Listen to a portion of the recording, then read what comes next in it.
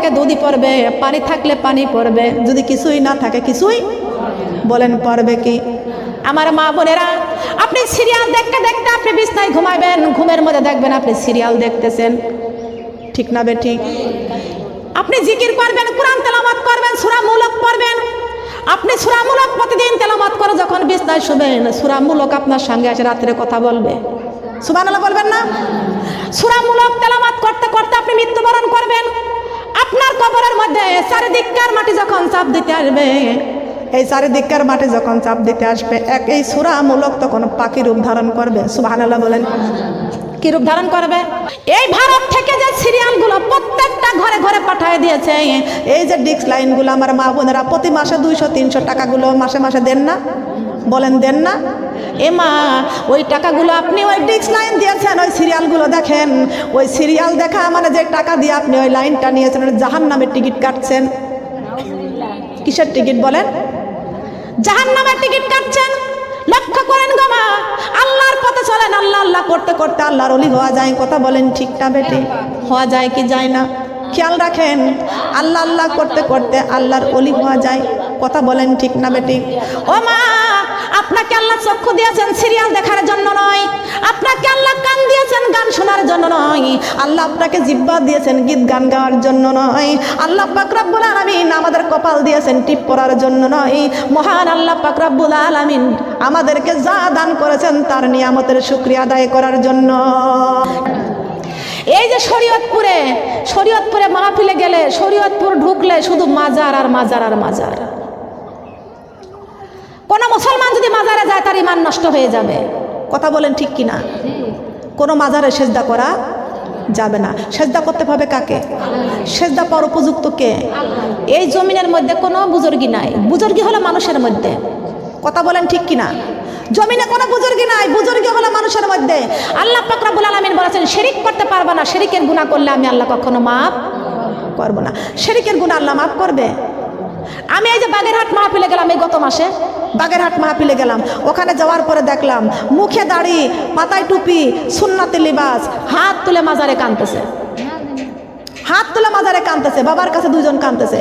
আর দুইজন দেখলাম, এই রমজান মাসে যদি মিথ্যা কথা বলি, আর দুইজন দুই পাশ দিয়ে আমার বড় ছেলের মতো বয়সী, ওরা দুইজন দেখে কি ওই যে মাজারে কাপড় দিয়ে ঢাকা থাকে না, ওই কাপড়ের ভিতরে ঢুকছে, ওরা ঢুকে মাজার ধরে কাঁদতেছে।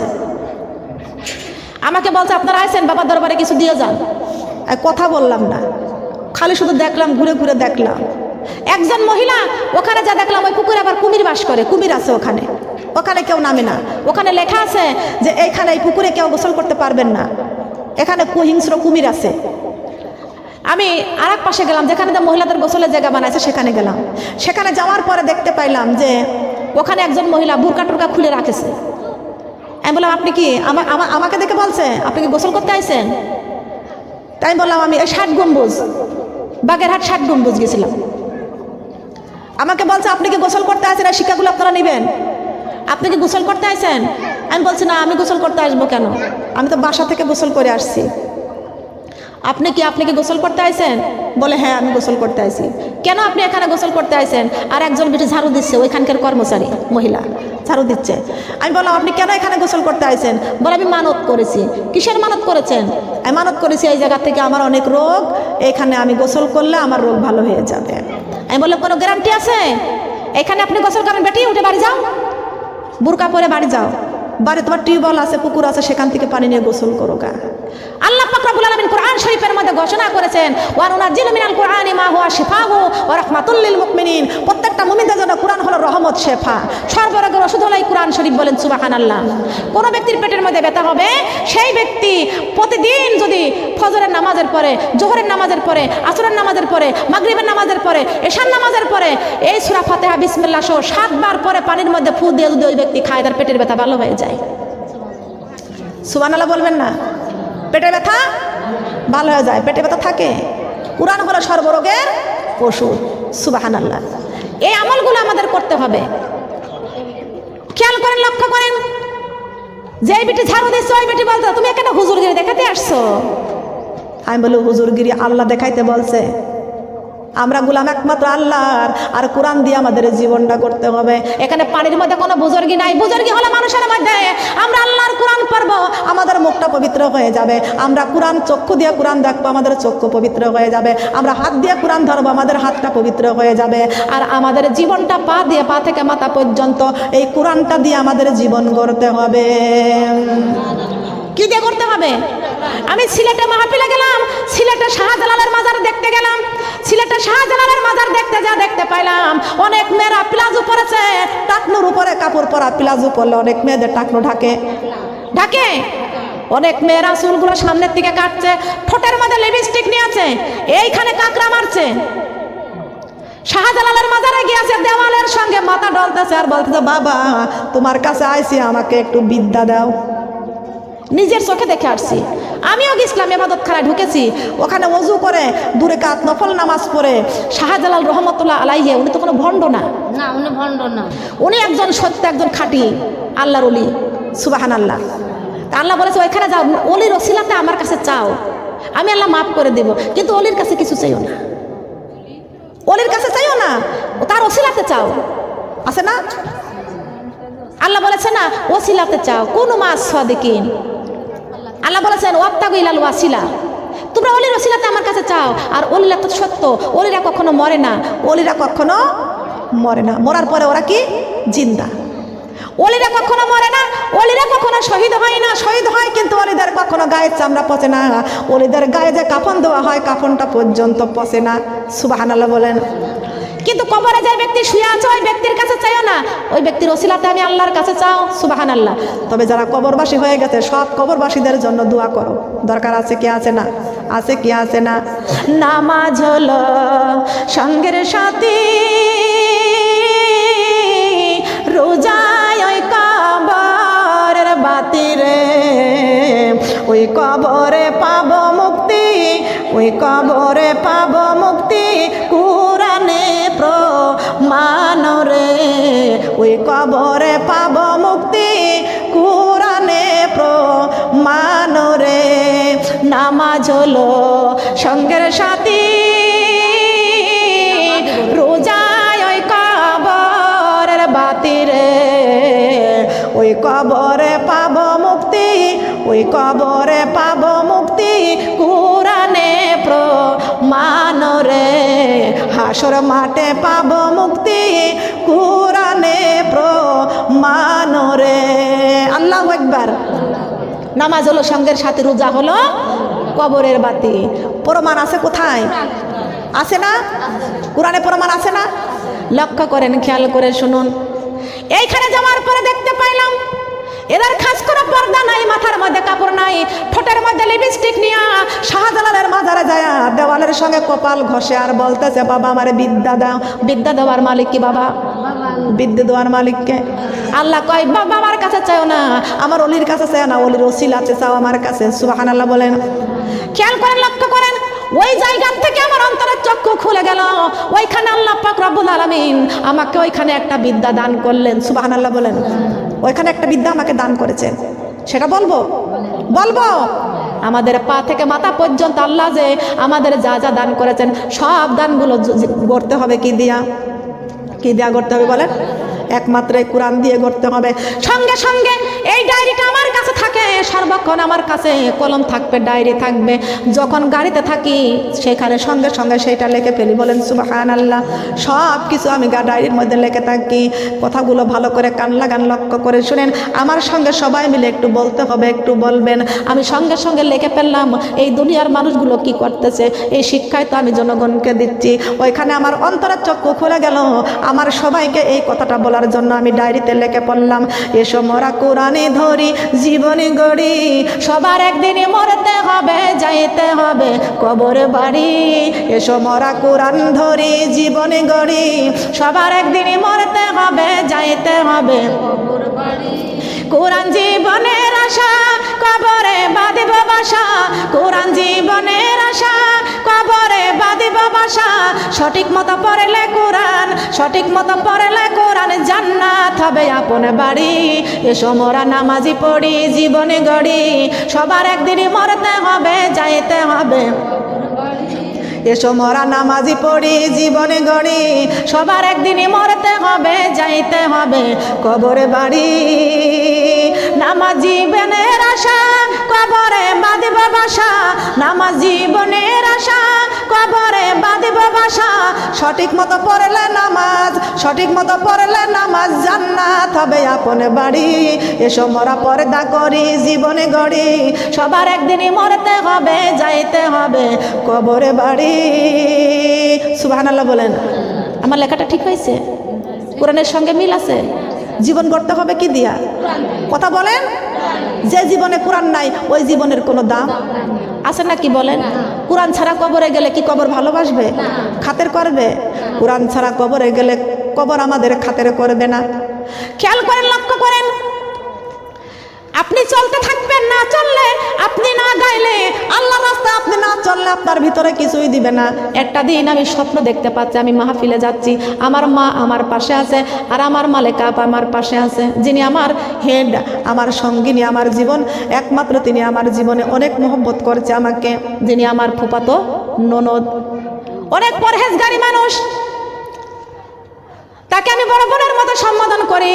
আমি মাহফিলে যাইতেছি, আমার মা আমার পাশে আছে, পিছন থেকে অনেক মেয়েরা আমার নামে গীবত করতেছে, আমার নামে গীবত করতেছে। আমার মা সেখানে একটু রেগে গেছে, বলতেছে আমার মেয়ে এত ভালো কাজ করতেছে, তোমার আমার মেয়ের নামে গীবত করতেছো। আমি আমার মার হাত ধরে আনতেছি আর বলতেছি, ও মা শোনো, একদল আল্লাহর রাস্তায় চলবে আর একদল শয়তানের রাস্তায় চলবে। শয়তানের রাস্তায় যারা চলে, আল্লাহর রাস্তার মানুষদেরকে তারা দেখতে পারে না। কি বলেন? যে ব্যক্তি নামাজ পড়ে ওই ব্যক্তিকে বেনামাজি খুঁটা দেয়, দেয় কি দেয় না? বলে হাসে পাশাব্দ করে শামুক পায়, তুমি পাশাব্দ করে কি পাও? এই কথা বলে কি বলে না?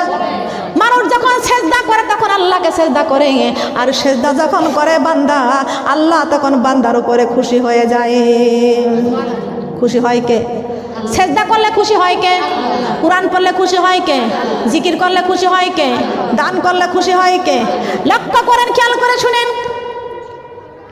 এমন সময় আমার মার হাত ধরে আমি নিয়ে চলে আসলাম, আসার পরে দেখলাম সাইডে অনেক পানি। এবার ওইখানেও গীবত করতেছে, স্বপ্নের কথা বলছি, ওইখানেও গীবত করতেছে। দেখি হুজুর পানির ভিতর থেকে কেমনে যায়, বোরকা মোরকা কি করে নেয়, কিভাবে নেয়, গীবত করতেছে। মাকে বললাম, মা পানির ভিতর থেকে নেমে চলে যাব। পানির ভিতর থেকে নেমে পড়লাম, মার হাত ধরে নিয়ে চলে গেলাম। যাওয়ার পরে আলাদা ডাবল একটা বোরকা নিয়েছি মা, এইটা উপরে যখন যাওয়ার পরে এটা পাল্টায় চেঞ্জ করে তারপরে আমি মাহফিলে বসবো। কিন্তু পানি হাঁটু সমান পানির ভিতর থেকে হেঁটে উপরে চলে গেলাম। উপরে যাওয়ার পরে দেখি আমার কাপড় চোপড় কিছুই ভিজি নাই, কাপড় চোপড় কিছুই ভিজে নাই। বড় আপা আমার ওখানে আছে, হাত ধরে নিয়ে বলতে, তাড়াতাড়ি চলো মাহফিলের সময় হয়ে গেছে। ওটার সঙ্গে সঙ্গে দেখলাম একটা যুবক দাঁড়িয়ে আছে।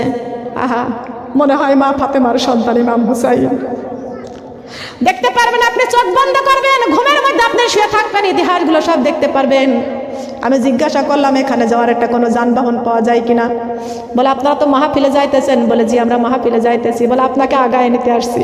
সুবহানাল্লাহ, আপনাকে আগায় নেওয়ার জন্য আসছি। বলে গাড়ির দরকার। বলে গাড়ি লাগবে না, এই যে বাড়ি, গাড়ির প্রয়োজন নাই। মা বোনেরা, আমি মোবাইলের মধ্যে দেখেছি জান্নাতুল বাকি, যেমন রাস্তা আঁকা বাঁকা, মোবাইলের মধ্যে দেখেছি।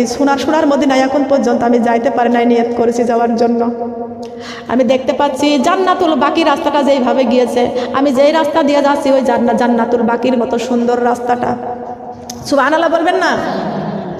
কিন্তু সেই রাস্তা দিয়ে একটু যাওয়ার পরে দেখলাম সেই বাড়ি, আর এর বাড়ির দেউরির মধ্যে এমন একজন মানুষ দাঁড়িয়ে আছে, তার মাথার মধ্যে সুন্দর একটা পাগড়ি, অনেক জোয়ান মানুষটা দাঁড়িয়ে আছে, গায়ের মধ্যে জুব্বা, মাথার মধ্যে পাগড়ি, মুখে সুন্নাতি দাড়ি পরে দাঁড়িয়ে ওখানে দাঁড়িয়ে আছে। আমি যাওয়ার সঙ্গে সঙ্গে সালাম দিলাম, আর হেসে দিয়ে বলতেছে আপনার জন্য অনেক মহিলারা অপেক্ষা করতেছে।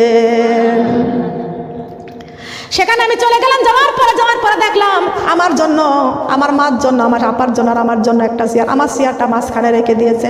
আমি ওখানে যাওয়ার সঙ্গে সঙ্গে, ওখানে বসার সঙ্গে সঙ্গে ওদেরকে আমি বলতেছি তোমরা সবাই মিলে বলো, প্রেম করেছেন দয়ালে নবী মাওলা রাজি হয়, প্রেম করেছেন দয়ালে নবী মাওলা রাজি হয়, আমার নবীজিকে ভালোবাসলে আল্লাহ পাওয়া যায়, আমার নবীজিকে ভালোবাসলে। প্রেম করেছেন দয়াল নবী মাওলা রাজি হয়, প্রেম করেছেন দয়াল নবী মাওলা রাজি হয়। নবীজিকে ভালোবাসলে আল্লাহ পাওয়া যায়, নবীজিকে ভালোবাসলে। শোনো মা বোন বিনয় করি, কোরআন ভুলে আর না চলি। শোনো মা বোন বিনয় করি, কোরআন ভুলে আর না চলি। কোরআন ছাড়া ওই কবরে শান্তির উপায় নাই, কোরআন ছাড়া ওই কবরে শান্তির উপায় নাই। নবীজিকে ভালোবাসলে আল্লাহ পাওয়া যায়, আমার নবীজিকে ভালোবাসলে, আমার নবীজিকে ভালোবাসলে। শোনো মা বোন বিনয় করি, নামাজ ছেড়ে আর না চলি। শোনো মা বোন বিনয় করি, নামাজ ছেড়ে আর না চলি। নামাজ ছাড়া ওই কবরে শান্তির উপায় নাই, নামাজ ছাড়া ওই কবরে শান্তির উপায় নাই। নবীজিকে ভালোবাসলে আল্লাহ পাওয়া যায়, বলেন নবীজিকে ভালোবাসলে। বলেন না সুবহানাল্লাহ। সঙ্গে সঙ্গে আমার ঘুমটা ভেঙে গেছে। আর আমি যখন বিছনায় ঘুমাইয়া থাকি, আমার মাথার পাশে টেবিল থাকে, আমার টেবিলে ডায়েরি থাকবে, কলম থাকবে, একটা তাফসির থাকবে, একটা হাদিসের বই থাকবে। সঙ্গে সঙ্গে ঘুম থেকে উঠে ওইটা আমি সঙ্গে সঙ্গে লিখে ফেললাম। এটা তো কোনো বই পুস্তকে পাই নাই, বইতে পাইছি। বইতে পারে তো আর একটা বার দেখে আমি বই পড়ে নিতে পারি, কিন্তু এটা তোমার আল্লাহ দিছে। কে দিছে? সকাল হতে হতে যদি সকালে লেখার অপেক্ষায় থাকি, তাহলে আমার মন থেকে ভুলে যেতে পারি। সঙ্গে সঙ্গে সেই রাত্রে লিখে ফেললাম। ওই সময় উঠে তাহাজ্জুদের নামাজ পড়ে কোরআন তেলাওয়াত করলাম। কোরআন তেলাওয়াত করতে করতে ফজরের আজান হলো। ফজরের নামাজ পড়ে আমি আমার স্বামীকে দেখাচ্ছি, দেখো এটা আমি আজকে স্বপ্নে পাইছি। সুবহানাল্লাহ। কোনো লাইব্রেরির বইতে আমি পাই নাই। সঠিক উত্তম কথা আল্লাহর কোরআন খুলেও পড়েছি। আল্লাহর কোরআনে বলে দিয়েছেন, কুল ইন কুনতুম তুহিব্বুনাল্লাহ ফাত্তাবিউনি ইউহিব্বুকুমুল্লাহ ওয়া ইয়াগফিরু লাকুম যুনুবাকুম ওয়াল্লাহু গফুরুর রহিম। আছে না কোরআন শরীফের মধ্যে? আমি দেখেছি এটা কোরআনের সঙ্গে মিলে গেছে। মেলে নাই? নবীজিকে ভালো না বাসলে আল্লাহকে পাবেন? পাবেন। প্রমাণ তো আয়াতে আল্লাহ নাজিল করেছেন, কুল ইন কুনতুম তুহিব্বুনাল্লাহ ফাত্তাবিউনি ইউহিব্বুকুমুল্লাহ। হে নবী, আপনি পৃথিবীর সমস্ত মানুষদেরকে ইশারা করে জানায় দেন, যদি এরা আমি আল্লাহকে পাইতে চাও, তারা যেন আমি রাসূলকে, আপনি রাসূলকে আগে ভালোবাসেন। সুবহানাল্লাহ বলেন। বলে নাই? তাহলে আমার লেখাটা আমার স্বপ্ন, স্বপ্নে পাবেন না? পাইবেন। আপনি এই পথে চলেন, আল্লাহ আপনার বই ছাড়া আপনার কলিজার মধ্যে আল্লাহ বই দান করবেন। করবেন না? বলেন বলেন। করবে না? দান করবে। এই জমিনের মালিক কে? এই জমিনের মালিক কে? আব্দুল আলিমের কণ্ঠে গান শুনেছিলেন? উত্তম শিক্ষার জন্য কথা বলছি। আব্দুল আলিমের কণ্ঠে গান শুনেছিলেন? ওটা আমি নকল করেছি। আব্দুল আলিম যে কণ্ঠে গান গেয়েছিল, ওরা বলছিল কি, পরের জায়গা পরের জমিনে ঘরে বানিয়ে আমি রই, আমি তো এই ঘরের মালিক নই, আমি তো এই জমির মালিক নই।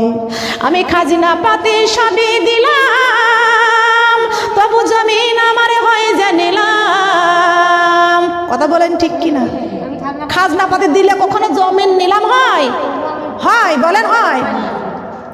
এইখানে আমি শুনতে শুনতে একটা শোনার পর তো ব্যতিক্রম লেখলাম। লেখার পরে কি, আল্লাহ আমাদের আপন না পর? সবাই বলেন। বলেছে পরের জায়গা পরের জমিন ঘর বানিয়ে আমি রই। আমরা কি পরের জমিনে বাস করি? কার জমিনে বাস করি? আল্লাহ আমাদের আপন না পর? আপনারা সবাই মিলে জবান খুলে বলেন, মায়ের চাইতে আপন কে? বাবার চাইতে আপন কে? সন্তানের চাইতে আপন কে? পৃথিবীর সব চাইতে বড় আপন কে? যিনি আমাদের খাওয়ায়, যিনি আমাদের হায়াতের মালিক, যিনি আমাদের মৌতের মালিক, যিনি আমাদের শান্তির মালিক, তার চাইতে আপন পৃথিবী তার কেউ নাই। ওইখানে আমি একটা ব্যতিক্রম লিখলাম। বলবো? বলবো। আমার আল্লাহর জমিন, আল্লাহর জায়গা, আল্লাহর জমিন, ঘর বানায় আমি রই, আমি তো এই ঘরের মালিক নয়, আমি তো এই জমির মালিক নয়। আমার মহান আল্লাহর জমিদারি, আমি তার হুকুমেই নামাজ পড়ি। আমার মহান আল্লাহর জমিদারি, আমি তার হুকুমেই কোরআন পড়ি। ও আমি পাইলাম না আল্লাহর দেখা, ও আমি পাইলাম না আল্লাহর দেখা, তাই তো কোরআনে বুকে রই, আমি তাই তো কোরআনে বুকে রই, আমি তো এই জমির মালিক নই, আমি তো এই জমির মালিক নই। আমার আল্লাহর জায়গা আল্লাহর জমিন ঘর বানায় আমি রই, আমি তো এই ঘরের মালিক নই, আমি তো এই জমির মালিক নই। সুবহানাল্লাহ বলেন। আমার আল্লাহ পাকের হুকুম মতো নামাজ পড়ি নাই, মূর্তির মেলা ঘরে ঘরে, তাই তো দেশে শান্তি নাই। ঠিক না ঠিক কথা বলেন? আমার আল্লাহ পাকের হুকুম মতো কোরআনে পড়ি নাই, মূর্তির মেলা ঘরে ঘরে, তাই তো দেশে শান্তি নাই। আমি নামাজি রোজা সবই করলাম, আবার সুদের খাতায় নাম লেখালাম। আমি নামাজে রোজা সবই করলাম, আবার সুদের খাতায় নাম লেখালাম। ও আমি পাইলাম না আল্লাহর দেখা, ও আমি পাইলাম না নবীজির দেখা, তাই তো কোরআন বুকে রই, আমি তাই তো কোরআন বুকে রই, আমি তো এই জমির মালিক নই, আমি তো এই ঘরের মালিক নই। ঠিক কিনা বলেন?